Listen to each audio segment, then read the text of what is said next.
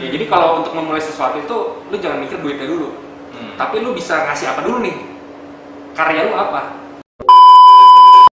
Oke, halo teman-teman semuanya. Jadi hari ini kita nih ada di tempat yang tidak biasa nih, yang mungkin bisa dilihat nih di belakangnya. Kita nih ada di sebuah klinik ya, lebih tepatnya nih kita di klinik gigi ya, klinik dokter gigi. Karena hari ini kita balik di segmen interview ya, dan kita punya tamu spesial. Tapi sebelumnya gua Roni, gua Biring, lu siapa? Gua dokter gigi Eka.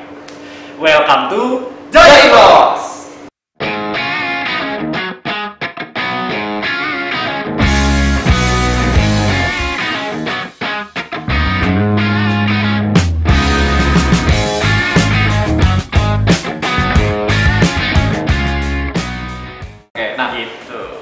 Ini nih, kita tuh sebenarnya di sini karena dokter Eka nih sesuatu gitu. Lu nyadar nggak sih lu tuh seseorang ini sekarang lu nyadar? Ya nggak juga lah bro. Biasa aja. Gua down to earth. Ya nanti kita akan bahas lebih jauh. Nah sebelumnya kita mungkin go back dulu ya, pertanyaannya lebih mendasar dulu. Lu kenapa sih jadi dokter gigi? Kenapa jadi dokter gigi? Sebenarnya kalau ditanya kenapa, gue harus ingetin lagi deh. Jadi dulu kenapa sempat kepikiran jadi dokter gigi itu karena pertama gue nemenin bokap gue ke dokter gigi. Oke. Ya. Jadi waktu gue nemenin bokap gue lagi mau bikin gigi palsu nih. Akhirnya gue nemenin bokap gue akhirnya konsul. Nah di situ, gue ngeliat nih, wih gila enak juga ya dokter gigi. Maksudnya apa enak ya? Iya, jadi gini ngeliatnya kayak anjir, peralatannya canggih banget nih. Keren. Kursinya naik turun, terus ada kamera segala macam. Nah di situ gua agak sedikit tertarik. Oke. Agak sedikit tertarik. Nah terus seiring berjalannya waktu, jadi kan kalau waktu dulu tuh SMA ada ini ya promosi kampus nih. Ya, promosi dari kampus-kampus. Nawarin nih, ini kampus gua bagus nih. Nah waktu itu ada kampus dari Jaksel di Bintaro, yaitu kampus gua sekarang. Ya udah dia ceritain lah kerjaan dokter gitu gini gitu. Dokter gigi ini apa ya menggabungkan sains sama art. Nah itu kuncinya. Nah ini gue juga baru tahu ya, maksudnya ada approach artnya ya di dokter gigi. Iya. Jadi itu yang bikin gua kayak waktu itu gua ngeliat sainsnya nih, ya teknologi ya. Ternyata di pas dijelasin ada artnya juga. Oke. Jadi itu yang bikin gua makin jatuh cinta nih. Iya. Nah, lu udah berapa lama sih lu berkarir lah ya? Berpraktek ya. Jadi sebelum gua lulus itu gua sebenarnya udah praktek. Ya. Oh, sebelum lulus udah praktek. Apa kelas-kelas gitu ya? Bukan ya? Kelas iya. Jadi akhir-akhir mau lulus nih. Itu gua udah ditawarin nih sama sama teman-teman lah. Kalau di sepak bola mungkin udah terbaca bakatnya oleh pemain udah scout ya. Justru bro, itu udah biasa sebenarnya. Ya, justru itu udah biasa. Jadi sebenarnya banyak teman gue yang udah mulai duluan. Gua ini kayaknya bisa dibilang terlambat sebenarnya. Oh, malah telat. Gua malah merasa kayak kok nggak ada yang nawarin gua ya. Oh iya. Sebenarnya gua sedih deh. Sedih beneran. Nah akhirnya ada teman gua, dia waktu itu lagi magang Korea. Nah kliniknya itu ditawarin ke gua. Akhirnya ya udah gua mulai praktek tuh, itu tahun 2012. Ini 2020 ya. Iya, tahun ke-8 lah ya. Tahun ke-8. Betul bro. Oke. Dan waktu itu gua inget banget pertama kali praktek gaji gua itu 880.000 sebulan. Seneng banget cuy rasanya. Nah waktu itu gua belum ada rekening, sedih banget gua. Buset. Ya jadi pas udah mulai transfer, anjir kok nggak ada rekening nih. Ya udah akhirnya gua buat. Gitu ceritanya. Oke. Nah ini gua punya apa ya? Ini gua punya pertanyaan sejuta umat, tapi gua nggak tahu ya sejuta umat menurut gua atau menurut yang lain ya. Dokter gigi itu siapa sih? Iya. Ini sama kayak tato artis tuh. Iya. Oh maksudnya gua ke dokter gigi siapa? Iya, lu kalau ada masalah sama gigi lu ke dokter gigi dong pastinya. Oke. Tapi decision making lu apa tuh? Gimana? Ini sekarang apa kemarin nih? Fokusin dulu. Ya sekarang lah. Istri gua. Oh gitu ya. Istri gua dokter gigi. Iya. Jadi terjawab. Sangat mudah terjawab. Sangat mudah ya. kan di tahun 2020 nih beberapa bulan lalu kan kita mengalami ini yang namanya COVID-19 outbreak gitu lah ya. Jadi dunia masuk ke era pandemi atau ke era new normal nih kalau udah di sekarang ini gitu. Nah, impact-nya ke profesi lo sebagai dokter gigi ini gimana? Oke, kalau gua bahas impact awal-awal itu berat banget sih. Jadi waktu itu karena kita belum tahu mesti ngapain. Iya, mesti ngapain dari organisasi PDGI. Jadi PDGI itu Persatuan Dokter Gigi Indonesia. Itu awal juga masih bingung nih. Arahannya gimana? Nggak tahu nih, karena kan ini baru nih buat semua orang gitu kan. Iya, jadi masih banyak perubahan gitu kan. Nah itu klinik gua tutup sebulan. Karena waktu itu ada yaitu virusnya menyebar lewat aerosol. Which is kalau dokter gigi itu kan kita ngebur kan. Iya. Nah itu segala macamnya itu bisa menyebar kan. Jadi waktu itu tutup dulu. 1 bulan penuh tuh. 1 bulan dan bukan gua doang, banyak dokter gigi yang kayak gitu. Jadi lu tanpa penghasilan sebulan? Ada penghasilan, tapi nggak sebanyak itu ya. Karena gua waktu itu kan juga ada dari sosmed gitu lah, salah satu kedokteran lah. Ini udah mulai masuk ke topik utama nih, tapi kita bahas dulu ya. Gua ada di situ juga, cuman yang nggak seberapa banyak dibandingkan dengan kalau praktek. Tapi tentu pasti berkurang. Pasti berkurang. Gitu. Terus habis gitu, sekarang kan lu udah buka lagi nih, klinik udah buka lagi ya. Kan udah new normal nih. Yes. Tapi protokolnya mungkin lu bisa ceritain ya, seketat apa sih kalau sekarang dokter gigi gitu buka? Jadi kalau protokol pasti kalau dari klinik gigi ya, pasti sebelum datang itu ditanya dulu. Ya pasti kasih tahu dulu nih, lu bepergian nggak nih selama 2 minggu akhir? Ya. Ada sakit batuk, panas, demam segala macam. Kalau misalkan ada dari salah satu itu pasti di schedule. Iya, ditunda dulu.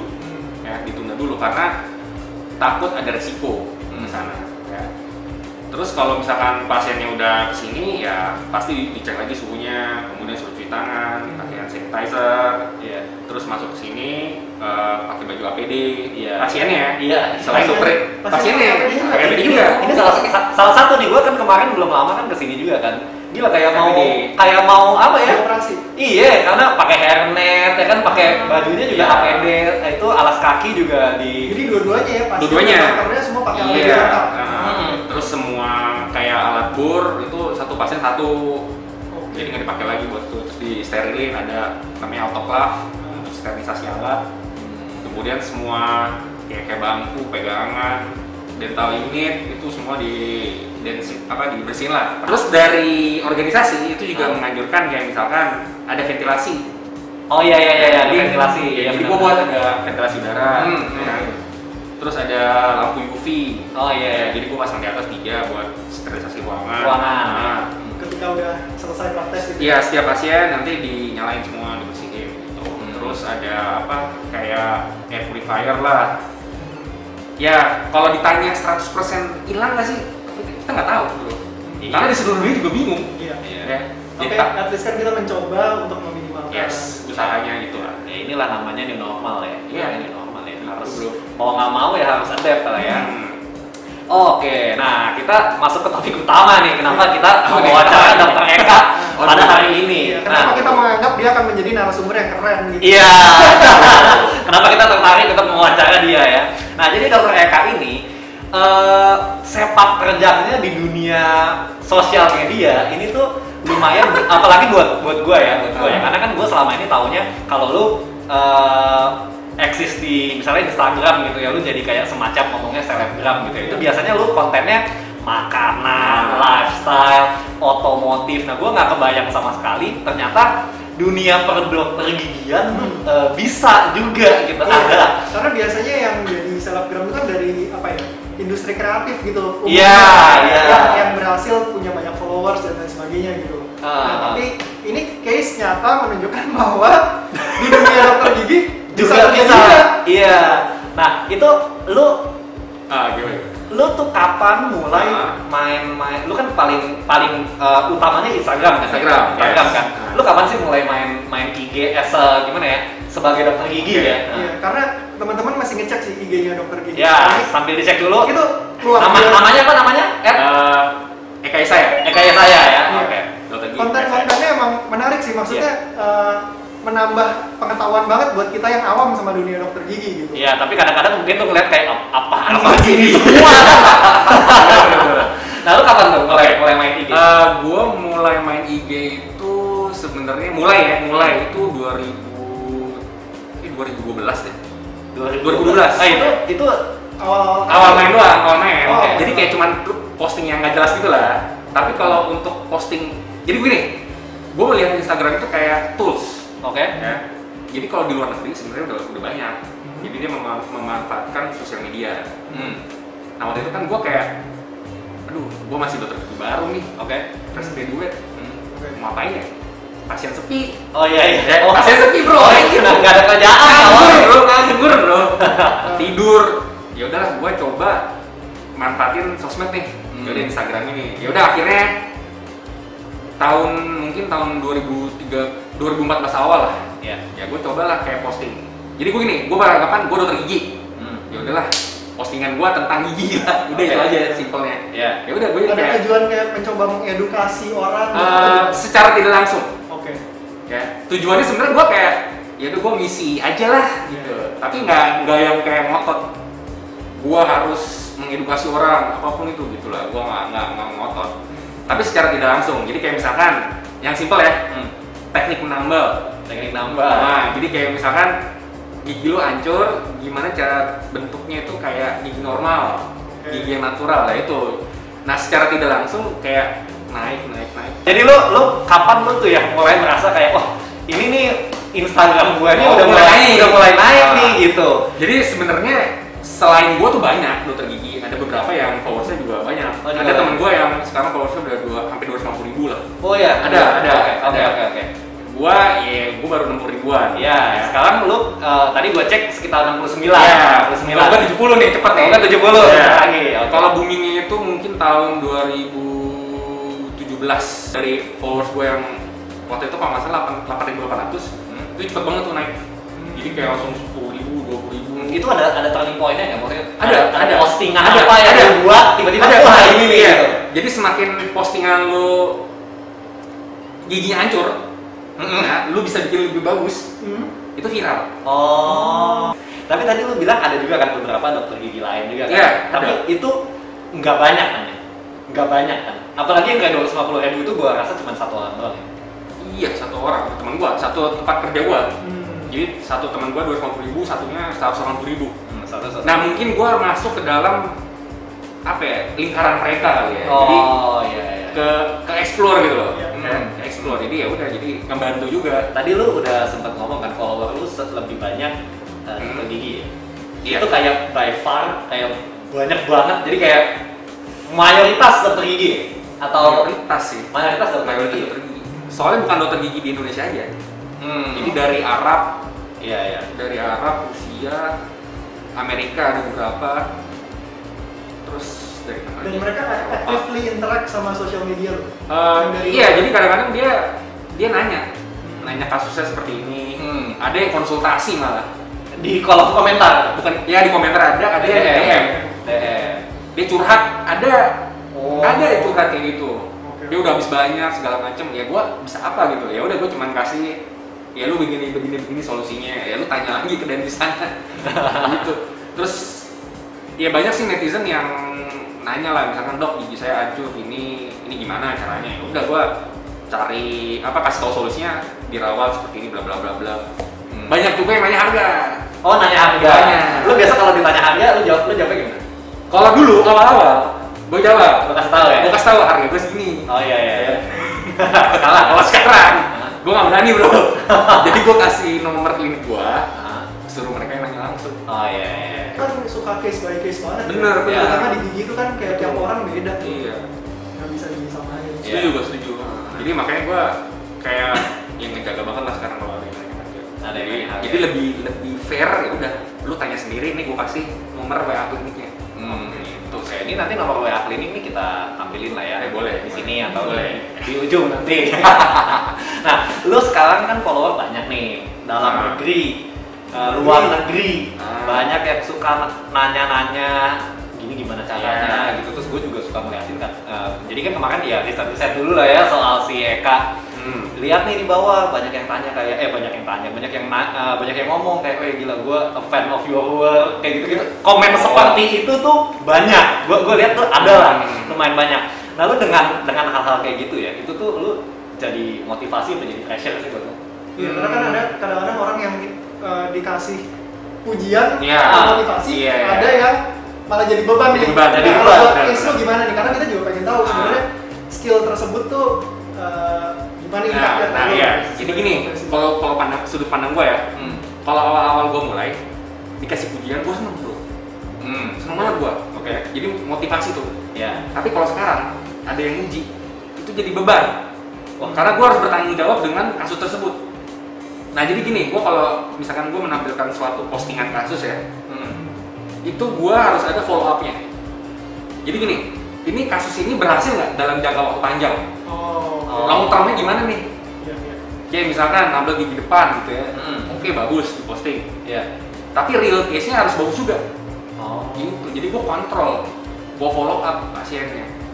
Jadi nggak gue cuman kayak gue posting, ini bagus nih. Tapi ternyata kenyataannya hasilnya ternyata biasa aja, kurang gitu. Jadi gue ada follow up juga sebenarnya. Jadi ada beban untuk make sure bahwa kerjaan yang lo deliver itu beneran bagus hasilnya dan customer tuh atau pasien puas dengan hasilnya. Jadi bertanggung jawab dengan apa yang kita posting juga. Sebenarnya itu sih. Tapi itu kalau menurut gue ya dengan kata lain itu lu sebenarnya meningkatkan kualitas kerja lu juga sih sebenarnya. Kan lu mau itu nggak cuma bagus di foto doang, tapi kan di kehidupan nyata dia harus tahan juga. Gue punya kata-kata ini beban yang membuat jadi motivasi. Kombinasinya itu. Beban yang memotivasi. Karena gue juga beberapa kali kayak ngasih lecture kan. Jadi gue juga nggak mau kalau misalkan gue kasih lecture, ternyata gue beda dengan apa yang gue omongin. Nah, gue gak suka banget itu integritas lah ya. Integritas ya. Jadi gue harus sama nih apa yang gue lakukan dengan apa yang gue omongin itu sama dan hasilnya sesuai. Sebenarnya. Ini udah nyinggung masalah lecture nih ya. Nah, gue sih mau nanya aja. Mungkin lu dengan lu seperti sekarang, lu mungkin banyak follower juga banyak gitu ya. Lu tuh ada opportunity apa aja sih yang pernah datang ke lu gitu karena lu di posisi yang sekarang gitu. Bahkan kita dengar lu pernah sampai ini ya jadi seminar di luar negeri segala macam. Ada tawaran seperti itu ada. Itu di mana nih gua lupa, di Argentina deh kalau salah. Cuman itu nggak jadi. Nggak jadi. Maksudnya gua cuman gua nggak bagus. Cuman itu gue bareng sama temen gue ada ke Malaysia. Oke, ke Malaysia. Malaysia doang sih yang ke luar negeri. Ke luar negeri yang akhirnya jadi ya. Jadi.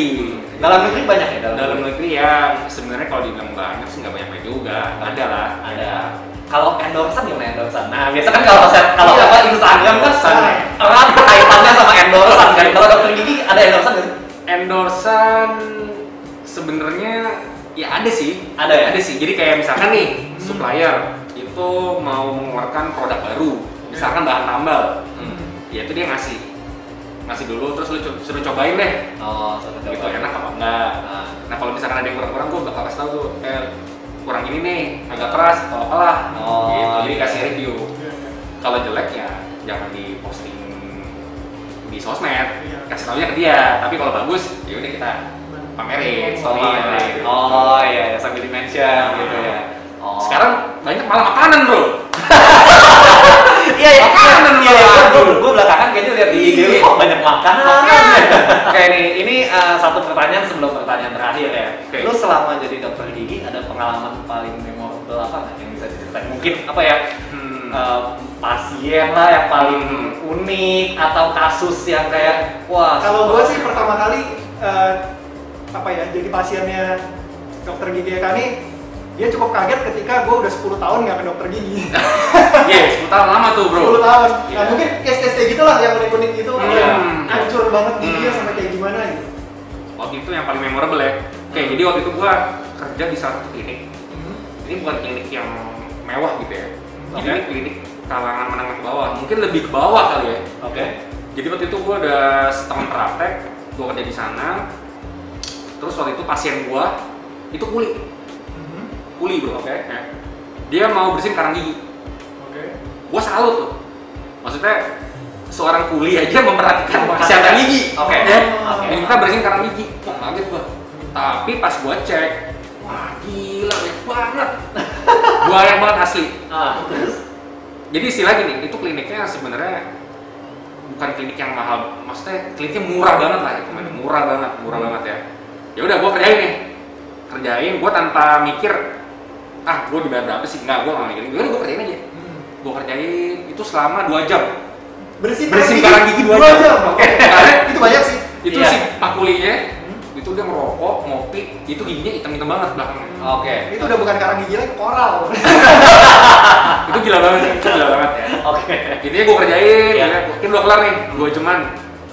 Terus habis itu bayar ya. Ya udah bayar, gue sesuai dengan harga itu. Kalau nggak salah 90.000. Jadi harga klinik itu 90.000 bersihin karang gigi. Itu paling mahal. Sebanyak apapun 90.000. Iya, paling mahal sih itu. Kayak all you can eat ya. Iya, all you can eat jadinya. Paling mahal sih itu, udah. Oke. Pak, ya biayanya 90.000. Bapaknya bilang ini, Dok, beneran 90.000? Murah banget. Wah, anjir. Kaget gua. Udah amazed seorang kuli bangunan aware sama kesehatan giginya, kerjaannya lama, dikasih harga segitu, dia bilang, kok murah banget? Oke, pengalaman yang unik sih memang. Unik banget. Oke. Ya udah, ini pertanyaan terakhir. Oke. Ada pesan-pesan nggak buat yang mungkin lebih junior dari lu, terus mungkin bisa dari 2 hal kali ya, untuk jadi dokter gigi yang baik secara general aja, sama kalau mungkin mau mengembangkan sosial medianya. Oke. Yang pesan-pesan gua pertama, sebenarnya kalau itu lu harus temuin passionnya dulu ya. Jadi kalau lu cinta dengan pekerjaan lu nggak akan mikir duit dulu. Ya jadi kalau untuk memulai sesuatu itu, lu jangan mikir duitnya dulu. Tapi lu bisa ngasih apa dulu nih? Karya lu apa? Jadi kalau kayak gue nih awal-awal gue nggak mikirin duit. Yang penting gue bisa bikin, misalkan nih giginya tuh yang tadinya rusak jadi bagus. Misalkan gigi yang sakit jadi sehat, jadi nggak sakit lagi. Kita mikir itu dulu, ya dari awal. Jadi jangan mikir gila nih kasusnya susah, gue cas mahal lu. Jadi jangan kayak gitu dulu. Ya jadi lu harus cintai pekerjaan lu dulu, terus mentalnya harus dikuatin dulu gitu. Jadi pesan-pesan gue ya jangan menyerah, jangan cepat putus asa. Ini kalau untuk dokter gigi baru memang berat, apalagi sekarang ya COVID. Lu bayangin dulu lu lulus, terus lu COVID deh, klinik. Ya maksudnya lu normally baru lulus sudah sepi ya. Iya, apalagi COVID, kliniknya aja lagi penurunan, kena banget. Nah jadi jangan cepat putus asa. Jadi kayak ya mungkin lu bisa ikut course webinar, jadi nambah ilmu di situ. Terus kalau untuk sosmed, kalau gua sih pesannya dibawa santai aja sih. Dibawa santai aja. Maksudnya jangan terlalu ngotot yang gua harus jadi influencer, gua harus jadi selebgram. Santai aja. Yang penting satu lu punya pesan yang mau dibawa di konten lu apa. Gitu. Kalau gue kan kayak, gue sebenarnya cuman mau nambah gigi jelek di bagus. Nah itu kadang-kadang pasien ngeliat, Dok, itu diapain? Nah jadi bikin orang tuh penasaran, diapain sih? Thank you udah mau diajak ngobrol-ngobrol. Jadi narasumbernya kita. Jadi narasumber. Banyak knowledge, sharing pengalaman sama teman-teman semua. Iya, semoga lu juga selalu sukses lah untuk kedepannya. Semoga cepat pulih lagi juga ya kondisi yang sekarang ya. Amin. Oke, gitu aja. Gua Roni, Gua Biring, gua Dr. Gigi Eka. Sampai ketemu di video-video selanjutnya. Bye bye. Oke.